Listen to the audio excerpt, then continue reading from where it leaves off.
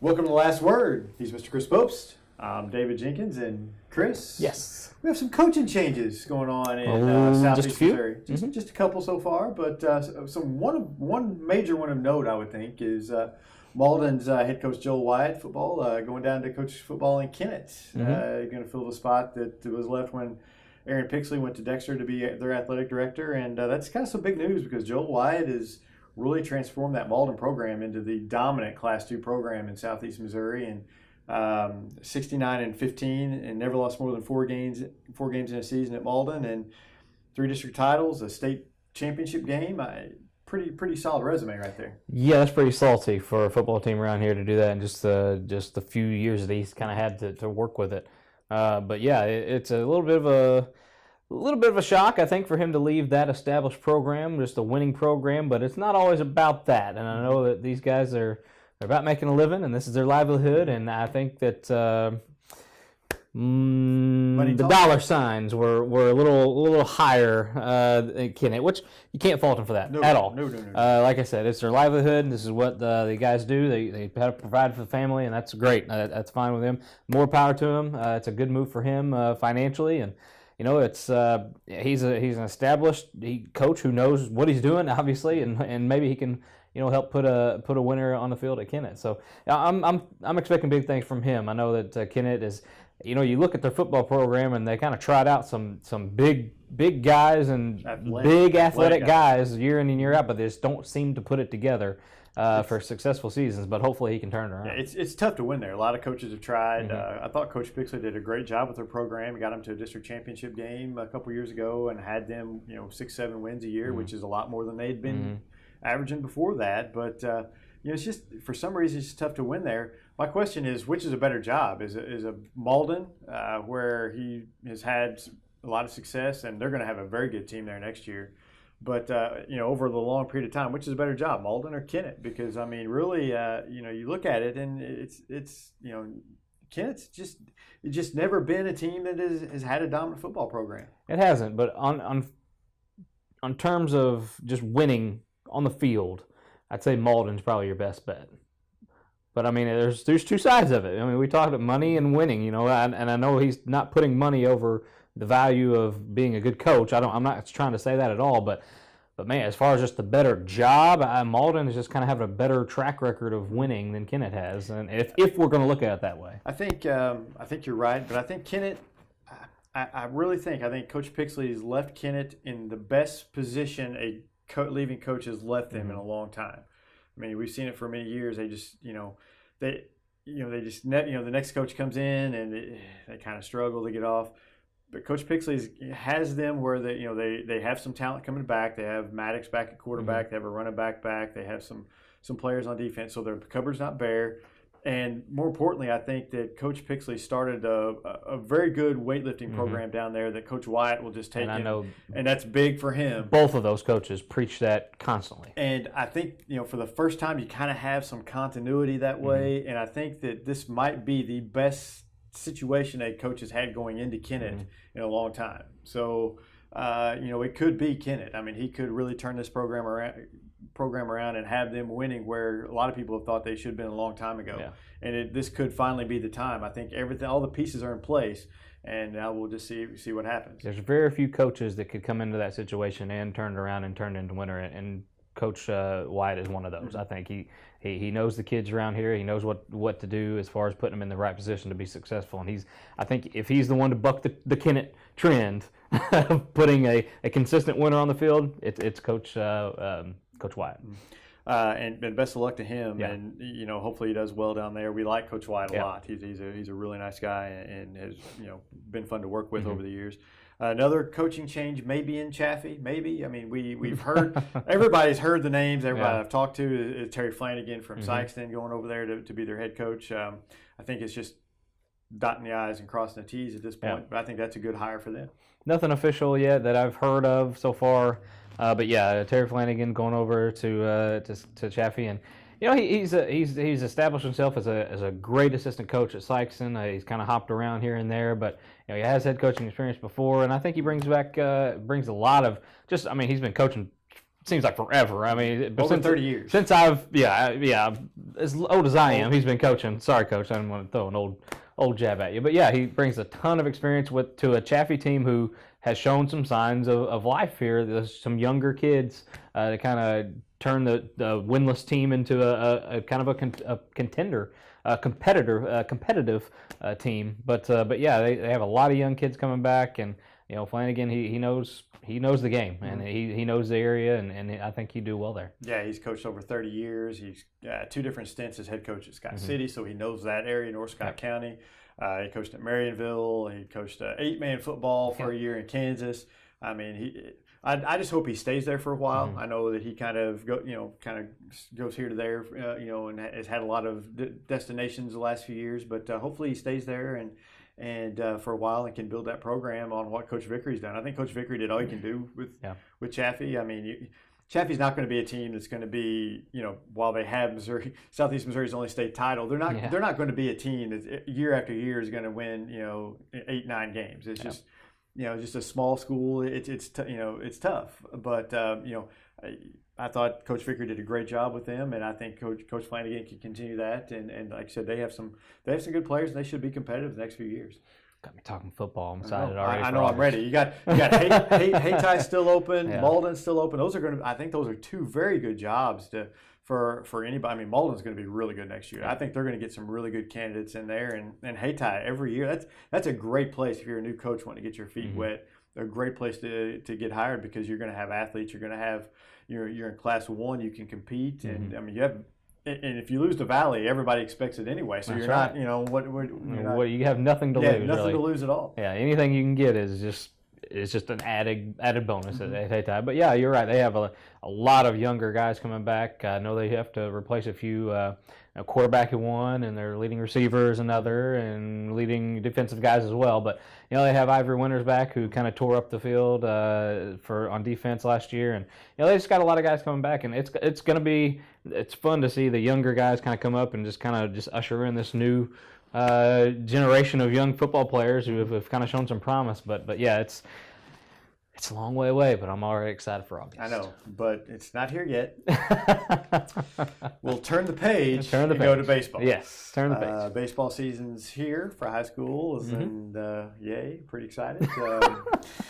He's excited. Don't let him. I'm excited. I've seen 3 games already this year. I think 3 games too many, but there's some really good teams in Southeast Missouri. There really is. I like to poke fun, but there's some good teams in Southeast Missouri. Usually, there's always at least one state champion, and usually a couple teams go to the Final Four. And this year's no different. Bell City looking for their 3rd straight championship in Class 1, and have I think 6 starters back, if I'm not mistaken, and their main ones back, and Cole Nichols, Austin Hicks, and Bobby Wright. Those are the 3 main ones, and all 3 of them are back. Yeah, Austin Hicks and Cole Nichols have proven throughout the playoffs no one can touch them. They've been a 1-2 combination that's brought them. And I know it takes a lot more, but you have an arm in that Class 1, and you have 2 arms, quality arms like that. You could win Class 1 through maybe I'll go 1 through 3. Pretty easy. Right. If you got 2 quality arms like that, and they're battle tested for sure. Tested throughout the playoffs of the last 2 years. So I look for them to make another run for a state championship. Orion is obviously going to be in the way there. They have a lot of people back too. A lot of experience from last year. Top 2 pitchers. Yeah, Orion's definitely going to be in the way this year. But man, I just Bell City I'm finally going to pick Bell City. Are you finally going to drink that Kool-Aid? Finally going to drink that BC Kool-Aid. I don't know. Pick them over Orion. But the last 2 times I picked Orion, and I might just jinx it. I started to say I think Bell City might want you to drink the Orion Kool-Aid. But you're right that they're good. Orion's good. Cooter, they're always a player in that. And then Class 2 Chaffee, they have everybody back. They're still kind of young, but they return everybody from last year, and they handed it to Bell City last week. They did. And that's an eye opener. They're obviously in Class 2, they have Valley in front of them, which is always a problem, just like it is in football in Class 1. But still, they've got a chance, and you look for them to do well. Scott City and Crothersville in Class 3, they both are looking pretty good too. Yeah, Scott City I think is another player that just has that experience. They just have They did lose a few guys from last year, but they come back with a state playoff run, and that's always so key for high schoolers, just to get that out of the way, to get that underneath their belt, and to move on. And their core returns as well. Exactly. A lot of their core, Braden Cox, Ty Wilthong, those guys are back, and that's always helps whenever your main players are back. Absolutely, so. and that's just nothing but better road ahead for them. But it's I don't know of anybody else that could maybe kind of surprise a few of those teams, especially in those classes. I can't really think of anybody that could maybe sneak up and maybe get them. You lose New Madrid, which has been kind of the Class 3 dominant. You lose them to Class 4 somehow, some way. They get bumped up a class. No idea how they get bumped up to Class 4. That's the most ridiculous thing I've heard. One of the smallest Class 3 schools in a lot of sports gets bumped up to Class 4 in baseball. Yeah, I don't know. I know that there's some issues. Yeah, I'm not. No need to get into it, but it shouldn't have happened. It shouldn't have happened. But. New Madrid's going to be in Class 4. That's a tough Class 4, District 1. Yeah. New Madrid, Kennett's good, Notre Dame's good. Yeah. Sykeston's in there. That's a tough and to make matters worse, let's just play it at Notre Dame. Yeah. Let's just give them not only are they probably the favorite to win it, but let's just go ahead and give them the tournament there. So. The home field advantage. Nicest field in the district. It is. But still. Can't knock that. But just to add insult to injury, go ahead and play it up there where they just walk out their door and they're there. Yeah, that's a tough break for New Madrid, but they're not going to use that excuse. I know Coach McClarty is going to do what he can with that team and not going to use that excuse at all. And I wouldn't be surprised if they do maybe pull off a few upsets. I wouldn't be surprised. That tournament at all. Palmer Campbell's a good pitcher, and nobody's going to want to face them in that first round. Nobody want to face them. Class 5, you've got Poplar Bluff, who has been good the last few years. They've kind of had a tough start, but they played some really tough competition to start off with, trying to toughen themselves up, I think, for the district run at the end of the year. And then you have Jackson, who I saw play. We both saw play on Friday last week, and they looked real good against Sykes, and they can hit the ball. They did. They hit the ball. They can run the bases. They're kind of a throwback to maybe an 80s style team. Maybe that Whitey Herzog field that they play on is kind of rubbing off on their play a little bit. But they take bases, they steal bases, and it's fun to watch. Yeah, they were fun to watch that game for sure. I don't know if they've done that, for all their games, but that game that I watched, that's a team that's fun to watch and can put some runs on the board for sure. Yeah. We'll kind of move from that. We do this every year. We do our Major League Baseball picks. I picked the winner last year, so there you go. I know all about it. Everybody picked the Cubs last year except for me. No, they didn't. I didn't, but everybody else. So who you got this year? Who you got in the playoffs? Cubs. Cubs and Indians in the World Series. Cubs and Indians in the World Series. Huh? Cubs over Indians again. Why not? I've got the Cubs winning the division, but I don't have them in the World Series. Really? I'm going to go homer and take the Cardinals. Come on. We got a lot of Cardinals fans. They do. I hope the best for them. I really do. If I had a team to root for, obviously it's going to be the Cardinals. But yeah, I don't know if they got enough. I don't know. They don't have enough to win the World Series. Cleveland, to me, they almost won the World Series last year, and you throw in Encarnacion in the mix. That's game changer. I mean, I think that makes them even better. And I think as long as Andrew Miller stays healthy and through the course of the season, our bullpen holds up, I think the Indians win it. I like the Red Sox, what they've done. They've improved a lot. I like Houston. I know this sounds crazy. I have them win the division in the West. Yeah. I have them winning the division. I have Seattle. I took Seattle last year. I'm gonna stay on that bandwagon. I got them in the playoffs this year, just as a wild card team. But then and I've got the normal people nationally. The Nationals winning. See, the Nationals. I'm off Nationals. They might get a wild card spot, but they're not winning the division. I don't think. Well, who's going to win it? I think the Mets are going to win the division, but that's just me. The Mets. I think they have maybe one of the best pitching rotations in the NL. Whatever you want to say about it. I like their pitching, but I'm off the Nationals. I pick them. Everybody picks them every year, and what do, Jinx? They go to the playoffs and fail. Exactly. They don't do anything. Well, I picked them to make the playoffs and then fail in the first round. So I'm going to hold up with what they do. Okay. I got the Nationals, Cubs, and Giants win the division with the Cardinals and Dodgers. It's just it's the same 5 teams every year in the National League almost. I mean, and really, there's no other team that really looks. Maybe the Pirates or the Mets can sneak in, but not. I mean, I wouldn't have any confidence in either one of them. I wouldn't think so. The American League seems a lot more. You could throw some other teams in there. Toronto, Baltimore. I mean, you got some teams in there that are pretty good. I think, that's just a different. It seems to me that they have more parity in the American League than the National League's had, which is good for the Cardinals because they're one of the top 5 teams. But they're one of the teams in there, but. A lot of guys have the Cardinals finishing third in that division. Good. As far as behind they've got Pittsburgh their and pitching has to stay Chicago. healthy. Pitching has to stay healthy, and they've got to do well. But I think they will. I think they're going to be motivated by not making the playoffs last year, missing it by a game. I think they get in there. I think they get the Cubs in the division series, and I think they beat the Cubs. That's just beat the Cubs, everybody.